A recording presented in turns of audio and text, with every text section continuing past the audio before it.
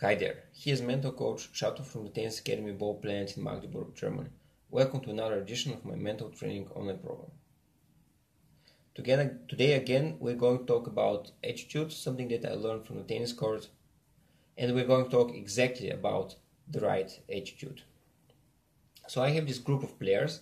Actually, there are like two groups that I am leading simultaneously on two parallel courts, and the one week is a little bit weaker than the other. So I never mix them up. Of course, I leave the good players play with each other and the not so good players play with each other.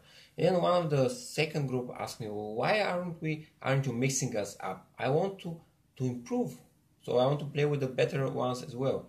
And I thought to myself, yeah, why am I not doing it? Why am I not mixing them up? And after a very short time, I came to the realization that there's only one reason for this, and this was attitude. This was the attitude of the second group. Okay? For example, warming up.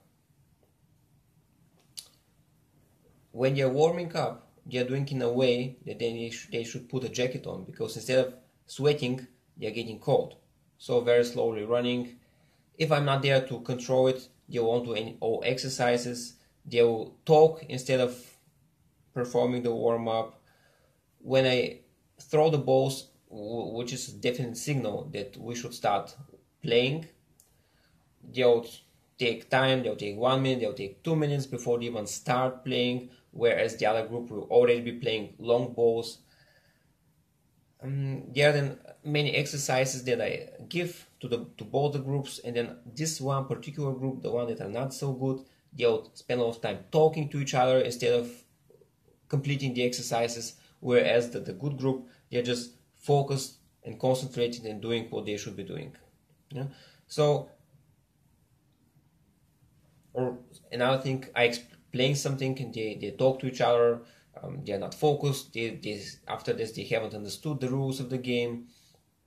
So stuff like that. So it's the attitude, and that's exactly what I told her. I told her, if you show me that you want to improve, if you're completely focused on what I'm saying and doing everything as I say and giving more than you were expected, then I will be the first to mix you up. But unless I see it, I won't. And in fact, as a trainer, I don't even care about how good they are. I would always have my favorites as players, not the ones that are better, but the ones that show more motivation and the right attitude, the desire to improve. Okay?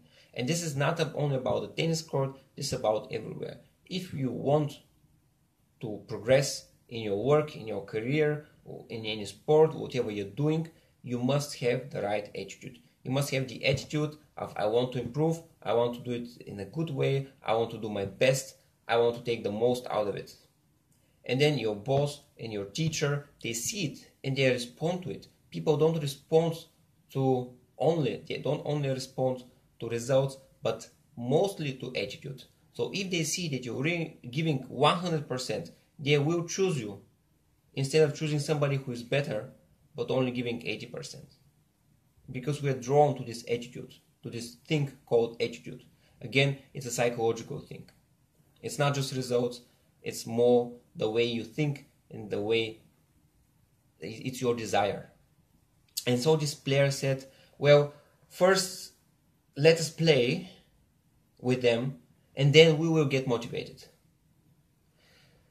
And I thought, how come? This is absurd. Why? You don't say, well, let me first win Wimbledon and then I will get motivated to play tennis every time, 3 times per day. No, you play tennis for 15 years, 3 times per day, every day, and then maybe, just maybe you will win Wimbledon. But first you put in the effort, you put the hard work, and then the result comes that motivates you. It's not the result comes, I get something, and then I will get motivated. This is not the way it works. This is not the way our world is structured. This is not the way you should be mentally disposed to. This is not the way that things are going to happen. So if you want to achieve something, realize it's not first receive and then give. It's always the other way around. First you give and then you receive. And maybe you will not receive. Okay? But then you have to give again, give something else, give somebody else. But first, before, and this is a wisdom that has been around again for years, for thousands of years, we don't take first, we always give first. And the people who know this and realize this, they are the people who are very successful. Because usually when you give, you will receive. Most often, more often than not, this will be the case. But many of us are unwilling to do, because first we want to receive, and then after we've received, we then are prepared to give.